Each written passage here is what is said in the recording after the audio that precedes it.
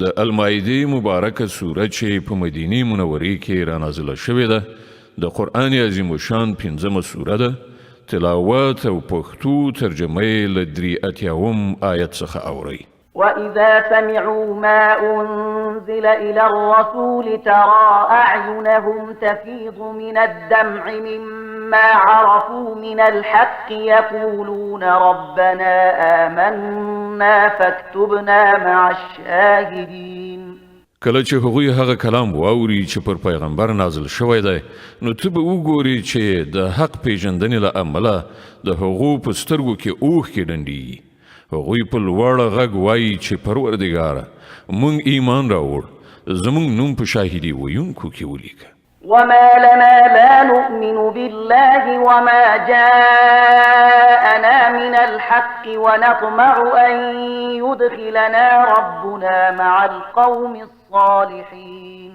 او هغوی وایي چې خنو مونږ ولې په الله ایمان را نوړو او کوم حق چې مونږ ته راغلی دی هغه ولې ونه منو په داسې حال کې چې مونږ د دې خبرې هیلهمند یو چې زمونږ رب دې مونږ په صالحانو کې حساب کړي. فأثابهم الله بما قالوا جنات تجري من تحتها الأنهار خالدين فيها وذلك جزاء المحسنين. د هغوی د دې وینا له امله الله هغو ته داسې جنتونه ورکړل چې تر هغو لاندې ویالې بهیږي او هغوی به پکې د تل لپاره اوسیږي. دا د ښې کړنلارې غوره کوونکو بدله ده. والذين كفروا وكذبوا بآياتنا أولئك أصحاب الجحيم. پاتې شول هغه کسان چې هغوی زموږ د آیاتونو له منلو څخه سر وغړاوه او هغه یې دروغ وانګیرل نو هغوی د دوزخ وړ دي. يا أيها الذين آمنوا لا تحرموا طيبات ما أحل الله لكم ولا تعتدوا إن الله لا يحب المعتدين. اے مؤمنانو کوم پاک شیان چې الله ستاسو لپاره حلال کړي دي هغه مه حراموئ او له حد نه تیری مه کوئ. تیری کوونکي د الله ډیر بدی سي. وكلوا مما رزقكم الله حلالا طيبا واتقوا الله الذي أنتم به مؤمنون. څه شی چې الله حلال او پاک روزي تاسو ته درکړی ده هغه خورئ څښئ او د هغه خدای له نافرمانۍ څخه په څنګ اوسئ چې پر هغه مو ایمان راوړی دی. لا يؤاخذكم الله باللغو في أيمانكم ولكن يؤاخذكم بما عقدتم الأيمان فكفارته إطعام 10 مساكين من أوسط ما تطعمون أهليكم فكفارته إطعام 10 مساكين من أوسط ما تطعمون أهليكم أو كسوتهم أو تحرير رقبة فمن لم يجد فصيام 3 أيام ذلك كفارة أيمانكم إذا حلفتم واحفظوا أيمانكم كذلك يبين الله لكم آياته لعلكم تشكرون. تاسو چې کومې بابیزه او غیر ارادي لوړې کوئ یعنی قسمونه خورئ پر هغو مو الله نه نیسي خو کومې لوړې یعنی قسمونه چې تاسو له پوهې او ادراک سره کوئ پر هغو به مو ارومرو هغه ونیسي.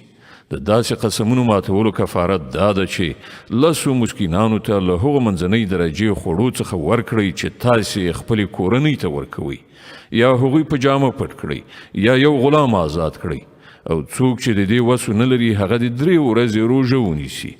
دا ستاسې د قسمونو کفاره ده چې کله قسم وخورئ او ماتې کړئ د خپلو قسمونو ساتنه وکړئ. په دې توګه الله خپل حکمونه تاسې ته څرګندوي پکار ده چې تاسې شکر وباسئ. يا أيها الذين آمنوا إنما الخمر والميسر والأنصاب والأزلام رجس من عمل الشيطان فاجتنبوه لعلكم تفلحون. ای مؤمنانو دا شراب قمار دا درشلې یعنی نصب شوي تیږې د عبادت لپاره او غشي د بخت ازمایلو په خاطر دا ټول ناولي او شیطاني کارونه دي له هغو نه ډډه وکړئ هیله ده چې تاسې ته به بری در په برخه شي إنما يريد الشيطان أن يوقع بينكم العداوة والبغضاء في الخمر والميسر ويصدكم عن ذكر الله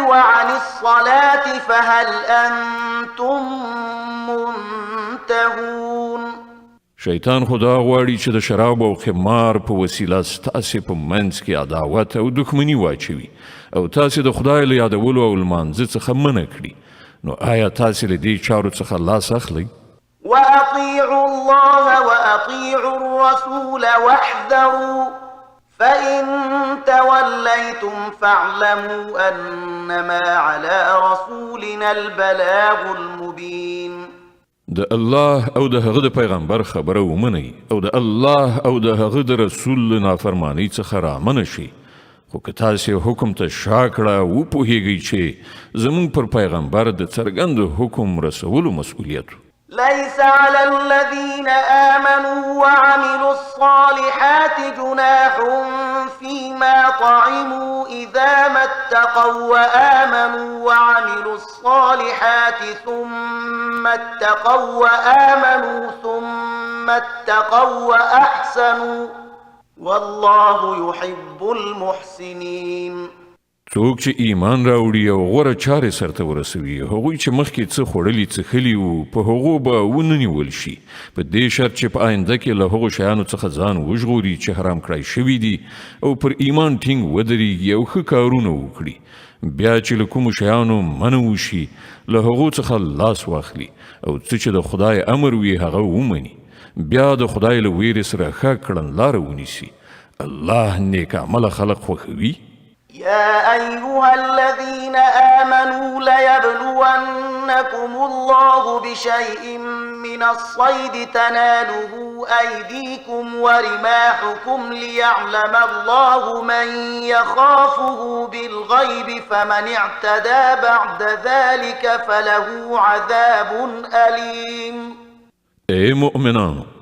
الله به تاسې د هغه ښکار په وسیله په سخت ازموینه کې واچوي چې بیخي ستاسې د لاسونو او نیزو تر کنټرول لاندې راغلي وي د دې لپاره چې ولیدل شي چې له تاسې نه څوک له هغه نه په غیاب کې ویریږي نو چا چې له دې اخطار نه وروسته د الله له ټاکل شوي حد نه تیری وکړ د هغه لپاره دردناک عذاب دی يا أيها الذين آمنوا لا تقتلوا الصيد وأنتم حرم ومن قتله منكم متعمدا فجزاء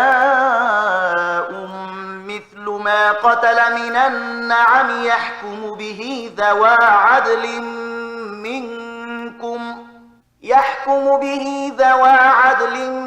منكم هديا بالغ الكعبة أو كفارة طعام مساكين أو عدل ذلك صياما ليذوق وبال أمره عفى الله عما سلف ومن عاد فينتقم الله منه والله عزيز ذو انتقام اے مؤمنان د احرام په حالت کې ښکار مو وژنئ او کله تاسې نه چا په پوهه او ادراک سره داسې وکړل نو کوم څاروی چې هغه وژلی وي نو د همغه انډول یو څاروی به له هغو څارویو نه نظر ورکوي چې د هغه فیصله له تاسې نه 2 تنه عادلان وکړي او دا نظرانه به کعبې ته رسوله کیږي که دا نه وي نو د دې ګناه په کفاره کې به څو مسکینانو ته خواړه ورکوئ یا به د هغو په اندازه روژې نیسئ تر څو چې هغوی د خپلو کړو خوند وڅکي مخکې چې څه شوي هغه الله بخلي خو اوس که چا بیا دا حرکت وکړ نو له هغه نه به الله غچ واخلي الله په ټولو بر لاس دی او د غچ اخیستنې واک وس لري أحل لكم صيد البحر وطعامه متاعا لكم وللسيارة وحرم عليكم صيد البر ما دمتم حرما واتقوا الله الذي إليه تحشرون. ستاسې لپاره د سمندر ښکار او خواړه حلال کړی شول. هر چیرته چې تاسې تمیږئ یعنی اوسیږئ هملته هم خوراک درته روا دی او د کاروان یعنی مسافرانو لپاره د لارې توښه هم کولی شي. البته د وچې ښکار تر هغه وخته پورې پر تاسې حرام کړی شوی دی تر څو پورې چې تاسې د احرام په حالت کې نو د هغه خدای له نافرمانۍ څخه ځان وژغورئ چې د هغه حضور ته به تاسې راغونډ کړی شوي ورحاضرېږئ. جعل الله الكعبة البيت الحرام قياما للناس والشهر الحرام والهدي والقلائد ذلك لتعلموا أن الله يعلم ما في السماوات وما في الأرض وأن الله بكل شيء عليم. الله د درناوي وړ ځای کعبه د خلکو لپاره د ټولنیز ژوندانه د سمبالښت وسیله ګرځولې او حرامه میاشت د قربانۍ څاروي او د غاړې پټۍ هم چې تاسې دا قرباني پرې نښه کوئ تر څو چې تاسې ته څرګنده شي چې الله د آسمانونو او ځمکې له ټولو حالاتو څخه باخبره دی او له هغه سره د هر شي علم دی. اعلموا أن الله شديد العقاب وأن الله غفور رحيم. خبردار اوسئ الله په سزا ورکولو کې هم ډیر سخت دی او د دې ترڅنګ ډیر بخښونکی او رحم کوونکی هم دی. ما على الرسول إلا البلاغ والله يعلم ما تبدون وما تكتمون. پر پیغمبر باندې خو یوازې د پیغام رسولو مسؤلیت دی.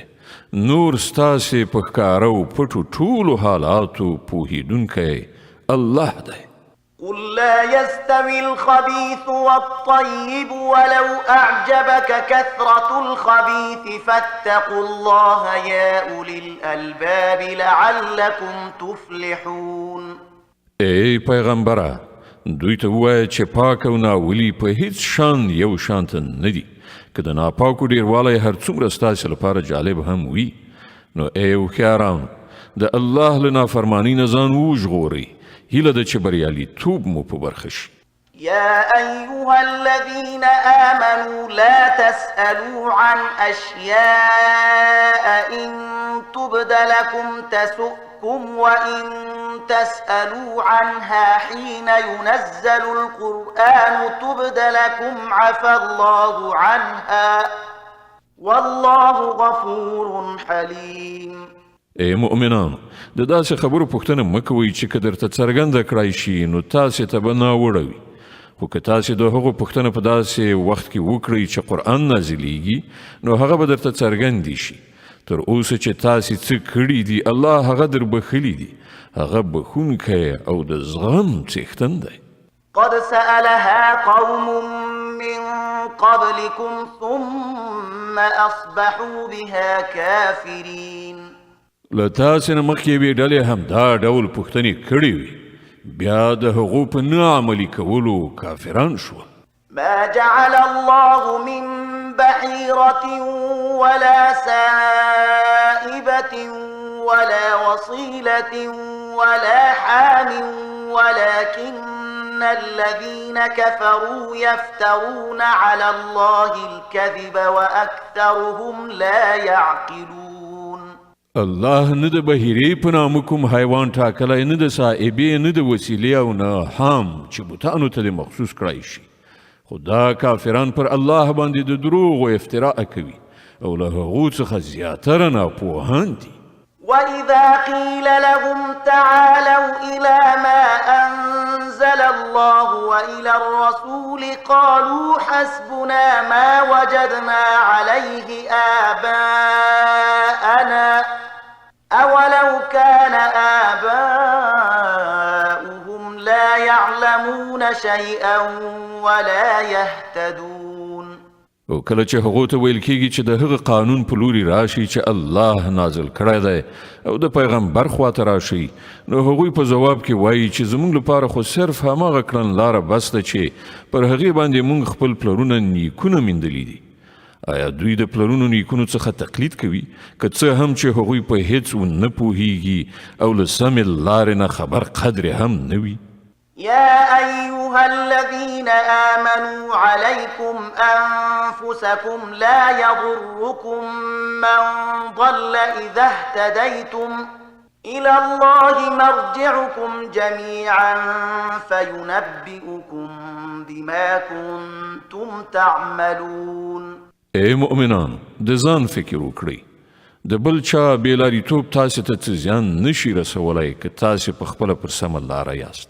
د الله لوري ته ستاسې ټولو ورګرځېدل دي، بیا به هغه تاسې ته دروغ ښیي چې تاسې څه کول. يا أيها الذين آمنوا شهادة بينكم إذا حضر أحدكم الموت حين الوصية اثنان ذوى عدل منكم أو آخران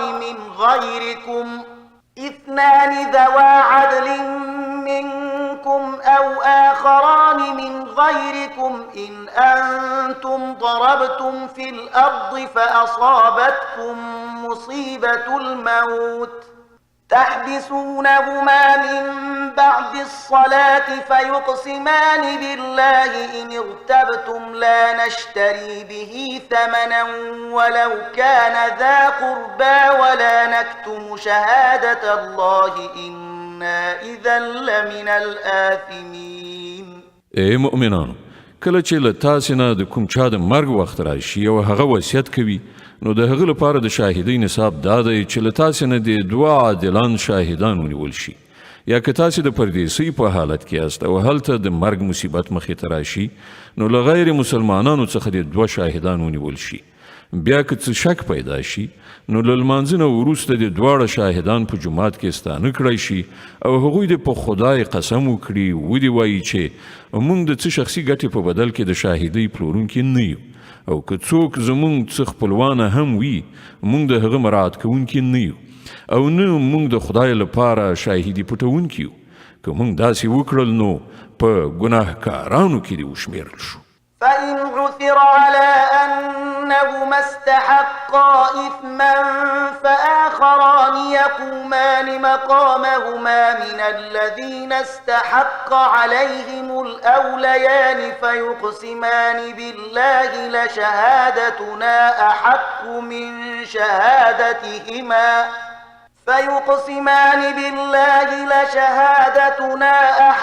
من شهادتهما وما اعتدينا إنا إذا لمن الظالمين.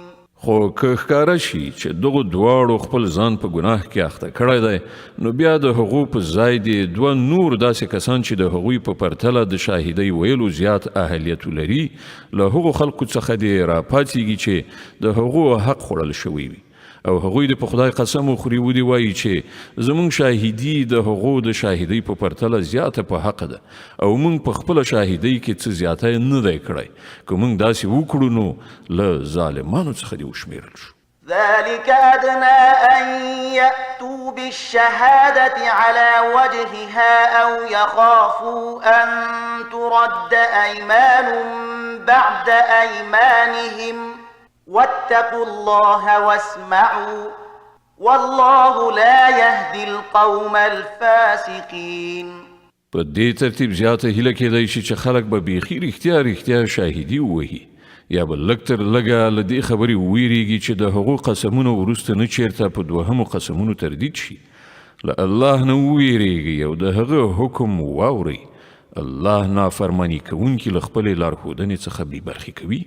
يوم يجمع الله الرسل فيقول ماذا أجبتم قالوا لا علم لنا إنك أنت علام الغيوب. په هغه ورځ چې الله ټول پیغمبران را ټول کړي، پوښتنه وکړي چې تاسې ته څه ځواب درکړ شو، نو هغوی به عرض وکړي چې موږ هیڅ نه پوهیږو، همدا ته په ټولو پټو حقایقو پوهیږي. إذ قال الله يا عيسى ابن مريم اذكر نعمتي عليك وعلى والدتك إذ أيدتك بروح القدس تكلم الناس في المهد وكهلا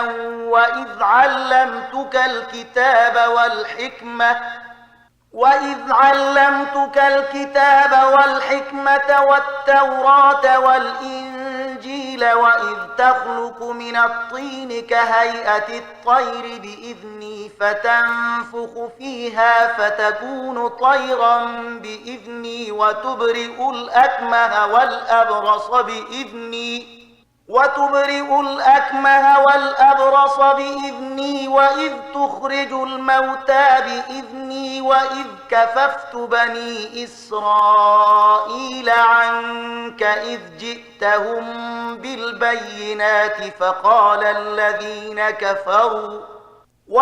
كففت بني إسرائيل عنك إذ جئتهم بالبينات فقال الذين كفروا منهم إن هذا إلا سحر مبين.